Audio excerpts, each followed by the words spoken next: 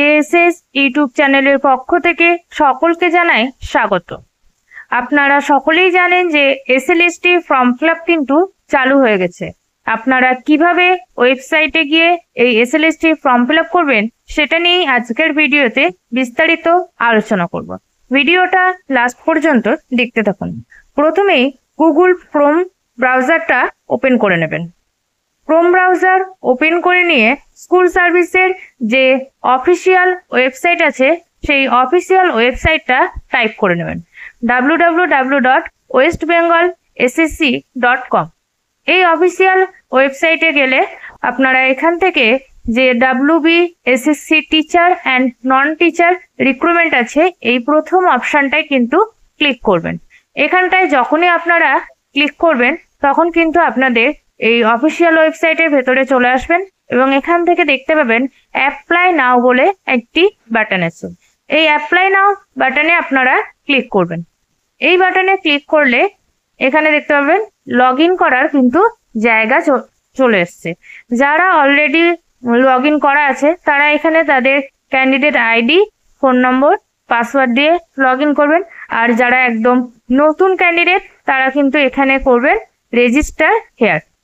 Don't have an account, যাদের কোনো account নেই তারা কিন্তু এখান থেকে রেজিস্টার হেয়ারে ক্লিক করবেন। আর যাদের অলরেডি এই পোর্টালে বা এই সাইটে করছে বা অ্যাকাউন্ট আছে তারা কিন্তু এটা লগ ইন করবেন সেই নাম্বার দিয়ে। তো একদম নতুনদের জন্য কি করতে হবে, রেজিস্টার হেয়ার। তো এই অপশানে কিন্তু ক্লিক করে নেবেন। এই অপশানে যখনই ক্লিক করবেন এখানে কিন্তু কিছু ইনফরমেশন চলে এসছে, এগুলো একবার দেখে নিই। One time registration for candidates, শুধুমাত্র একবারই এটা রেজিস্ট্রেশন করা যাবে। Please fill in all the required fields carefully, প্রত্যেকটা যে ফিল্ডগুলো আছে সেগুলো খুব কেয়ারফুলি কিন্তু ফিল আপ করবেন। Basic information, I would like to apply for select at least one option. এখানে আপনারা চাইলে দুটো অপশন একসাথে ক্লিক করতে পারেন, বা কেউ মনে করবেন যদি শুধু 9-10 করবেন তাহলেও করতে পারেন, বা কেউ মনে করেন যদি 11-12 করবেন তাহলে সেটাও করা যায়। তা মিনিমাম কিন্তু অ্যাটলিস্ট একটা অপশানে ক্লিক করতেই হবে। যারা মনে করছেন দুটোতেই করে রাখবেন তারা দুটোতেও করতে পারেন। এরপর কি করতে হবে দেখুন, এই যে স্টার মার্কগুলো দেওয়া আছে লাল রঙের, এগুলো কিন্তু ফিল আপ করতে হবে মাস্ট, কারণ এগুলো ফাঁকা রেখে কিন্তু এই রেজিস্ট্রেশন করা যাবে না। তারপর কি করতে হবে, নেম অফ দ্য ক্যান্ডিডেট, এখানে যে আপনাদের নাম আছে নিজের নিজের সেই নামটা ভালো করে লিখবেন যাতে নামের বানান ভুল না হয়। ফাদার্স বা মাদার্স নেম, এখানে ফাদার্স নেম লিখতে পারেন যা আপনাদের গার্জেন আছে, কারণ মাদার গার্জেন থাকলে এখানে মায়ের নাম দিতে পারে। ক্যাটাগরি সিলেক্ট করবেন, ক্যাটাগরিতে কি আছে দেখুন, জেনারেল, SC, ST, OBC এগুলো। যদি আমি SC করি তাহলে দেখুন এখানে কাস্ট সার্টিফিকেট নাম্বার চাইবে, জেনারেল করলে কিন্তু এই নাম্বারটা লাগবে না।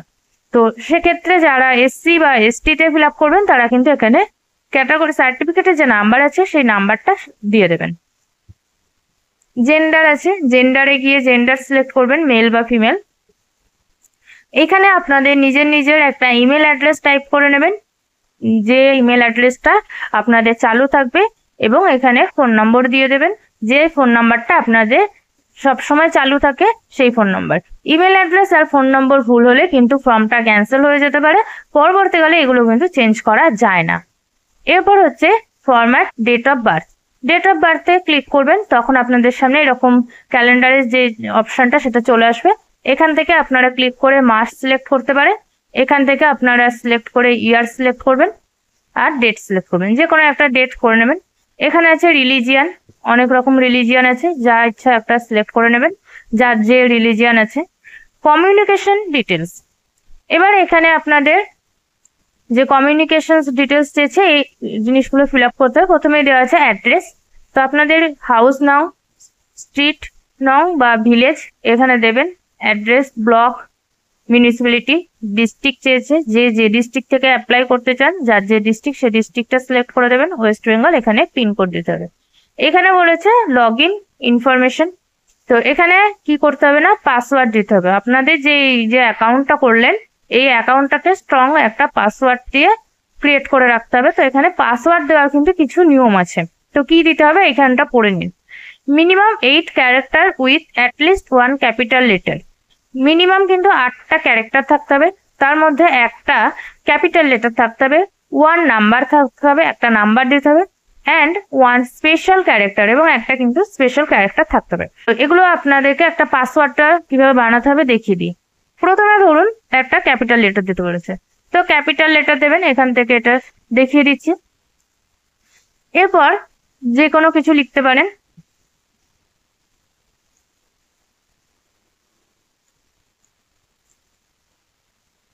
একটা নাম্বার দিতে হবে। নাম্বার দেওয়ার পরে এখানে একটা ক্যারেক্টার, এই যে বলা হয়েছে স্পেশাল ক্যারেক্টার, এখান থেকে দেখে নেবেন কটা আপনার ক্যারেক্টার হয়েছে। তো দেখুন আমার এখানে কিন্তু 8টা ক্যারেক্টার হয়ে গেছে। আপনারা চাইলে আরো বাড়াতে পারেন, যা ইচ্ছা নিজেদের মতন করে পাসওয়ার্ড দিয়ে দেবেন। এবং কনফার্ম যে পাসওয়ার্ডটা আছে এটাও কিন্তু সেম এই পাসওয়ার্ডটা এখানে যেটা ইউজ করবেন এখানেও কিন্তু সেই পাসওয়ার্ডটা ইউজ করবেন।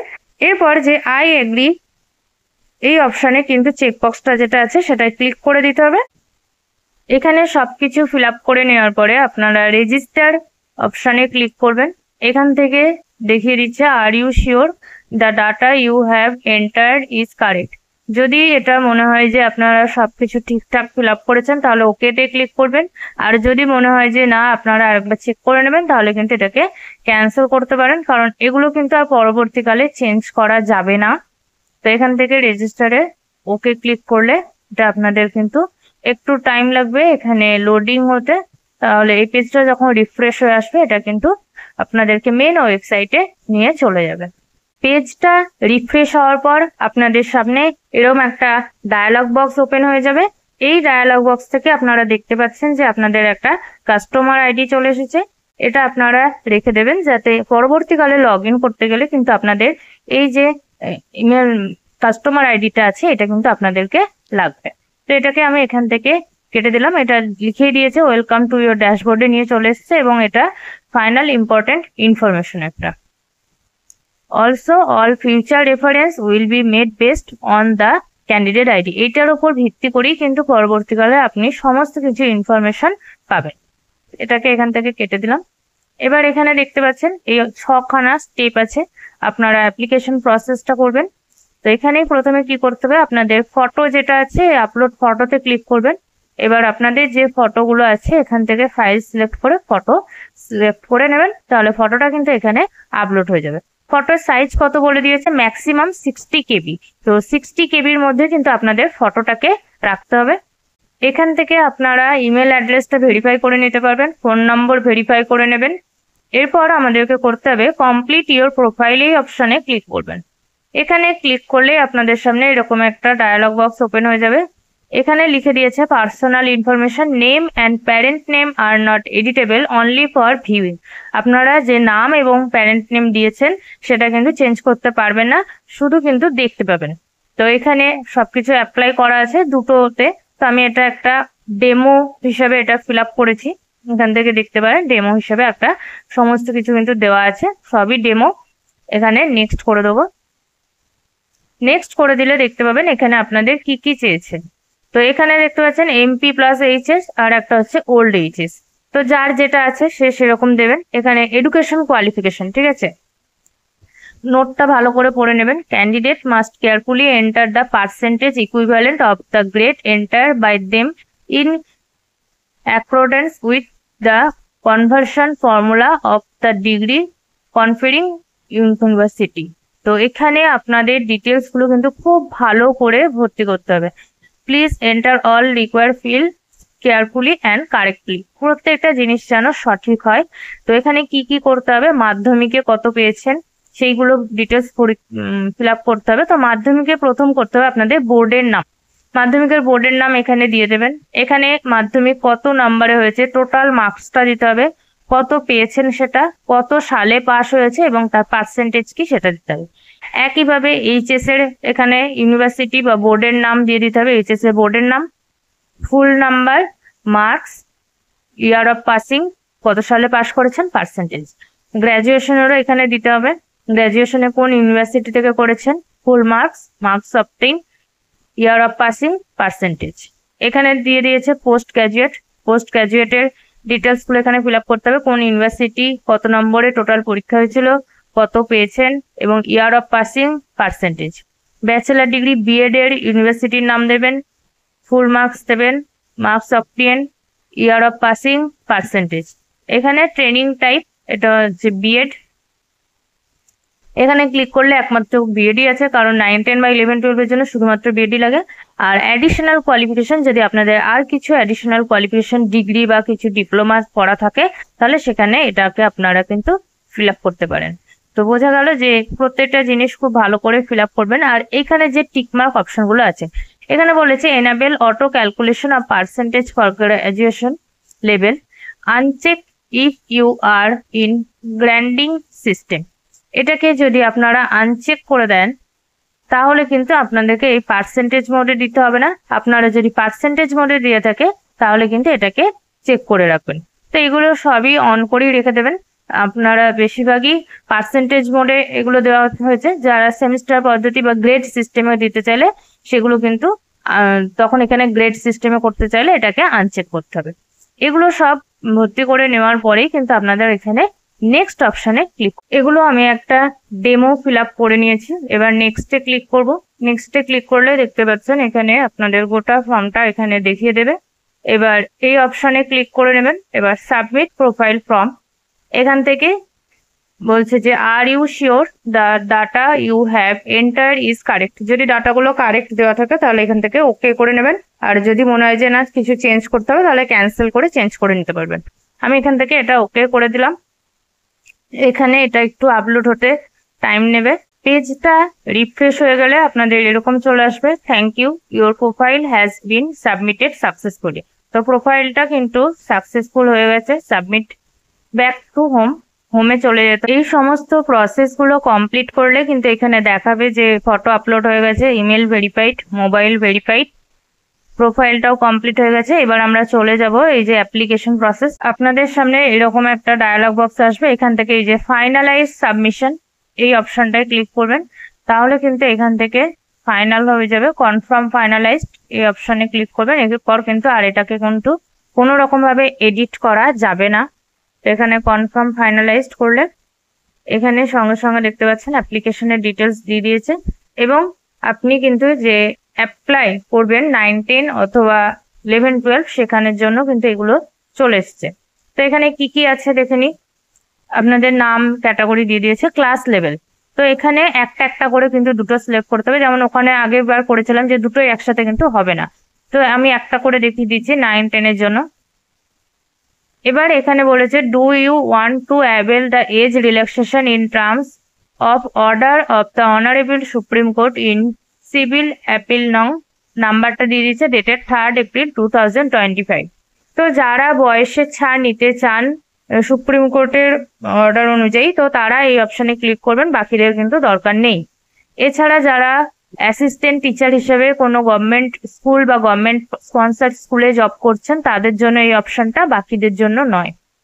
এবার এখান থেকে আপনারা কে কোন পোস্টে অ্যাপ্লাই করবেন সাবজেক্ট সিলেক্ট করতে পারবেন। আমি এখান থেকে হিস্ট্রি নিয়ে নিলাম। মিডিয়াম অফ ইনস্ট্রাকশন, মিডিয়ামতে আপনি বেঙ্গলি, হিন্দি সব আছে, তো এখানে বেঙ্গলি মিডিয়াম দিয়ে দিলাম।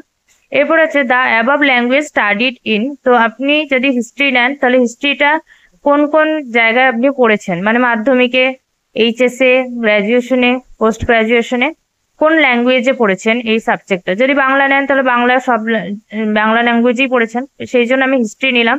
যে হিস্ট্রি যদি নিই তাহলে আমরা কিন্তু সব যা পড়েছি, যে এইচএস, মাধ্যমিক, গ্র্যাজুয়েশন, পোস্ট গ্র্যাজুয়েশন, এগুলোতেও কিন্তু বাংলা ভাষাতেই এগুলো পড়া হয়েছে। তো সেই কারণে এগুলো কিন্তু প্রত্যেকটাকেই টিক করে দেবেন।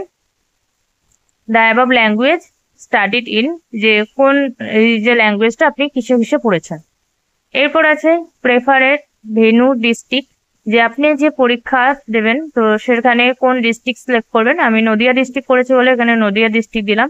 ভেনু এরিয়া, এবার নদিয়া ডিস্ট্রিক্টের মধ্যে অনেক জায়গা আছে, সেখানে আপনি কোথায় দেবেন, এই যে কোনো একটা জায়গা এখান থেকে কিন্তু সিলেক্ট করে নিতে হবে। এখানে আমি নাকাশিপাড়া করে দিচ্ছি। এবার এগুলোকে করে নেওয়ার পরে কিন্তু আপনারা এখান থেকে যে লাস্ট অপশন আছে সাবমিট অ্যাপ্লিকেশন, সাবমিট অ্যাপ্লিকেশন করে দেবেন। এখানেও দেখিয়ে দিচ্ছে কিন্তু are you sure the data you have enter is correctly, যে আপনি কি শিওর যে ডাটাগুলো ফিল আপ করেছেন সেগুলো ঠিকঠাক। যদি ঠিক হয় তাহলে এখান থেকে ওকে করে দেবেন। এখানেও দেখুন আপনাদের দিয়ে দিচ্ছে থ্যাংক ইউ। তো আপনারা এখানে বুঝতে পারছেন যে আপনাদের এটা কিন্তু কমপ্লিট হয়ে গেছে। ব্যাক টু হোম, বা ডাউনলোড পিডিএফ আছে, আপনারা চাইলে কিন্তু ওখান থেকে পিডিএফ ডাউনলোড করে নিতে পারবেন। আবার অ্যাপ্লাই নাম আছে, যদি আপনি আবারও ক্লিক করেন এখান থেকে দেখতে পাবেন যে আবার 11-12 এর জন্য অ্যাপ্লাই করতে গেলেও কিন্তু এটা 11-12 অ্যাপ্লাই করা যাবে। আমি আর করলাম না। যে আমার নট কমপ্লিট লেখা আছে অ্যাপ্লিকেশন স্ট্যাটাস, কারণ হচ্ছে আমি প্রথমেই যখন লগ ইন করেছিলাম তখন 11-12 এবং 9-10 দুটোর জন্যই কিন্তু লগ ইন করেছি, কিন্তু আমার যেহেতু একটা অ্যাপ্লিকেশন করা হয়েছে সেই জন্য কিন্তু এখানে আবার অ্যাপ্লিকেশন নাও করতে বলছে। তো এখানে যদি আমি 11-12 করি তবেই কিন্তু আমার এই জায়গাটায় যে পেমেন্টের অপশনটা আসছে এটা অন হবে এবং এখান থেকে কিন্তু আপনারা পেমেন্ট করে দিতে পারবেন। তো আমি এটা আর করবো না। এখানে পেমেন্টের দুটো অ্যাপ্লিকেশন করলে এখানটা কমপ্লিট হয়ে যাবে, তারপরেই কিন্তু পে নাও অপশনটা অ্যাক্টিভ হবে এবং এখান থেকে পেমেন্ট করলে আপনাদের ফর্মটা কিন্তু সাবমিট হয়ে যাবে। তাহলে ফর্মটা করতে গেলে কিন্তু প্রত্যেকটা অপশন পরপর করতে হবে। আগেই কিন্তু ফটো আপলোড করতে হচ্ছে, তারপরেই কিন্তু লাগছে ইমেল অ্যাড্রেস ভেরিফাই করতে, ফোন নম্বর ভেরিফাই করতে, এগুলো ভেরিফাই করতে একটু টাইম লাগছে, ওটিপি যাবে। আর তারপরে প্রোফাইলগুলো প্রত্যেকটা জিনিস ঠিকঠাক ভাবে ফিল আপ করবেন, কারণ ফিল আপ করার সময় ভুল হলে কিন্তু এটা এডিট করা যাবে না, সেই জন্য বারবার কিন্তু বলে দিচ্ছে যে ভালো করে দেখে নিতে। এবার সমস্ত কিছু কমপ্লিট হয়ে গেলে এখান থেকে আপনারা কিন্তু যে লগ ইনে লগ আউট অপশন আছে, এই লগ আউট অপশনে ক্লিক করে বাইরে চলে আসবেন, এটাকে কেটে দেবেন। তাহলে আজকের ভিডিওটা এখানেই শেষ করলাম। দেখা হচ্ছে পরবর্তী কোনো ভিডিওতে।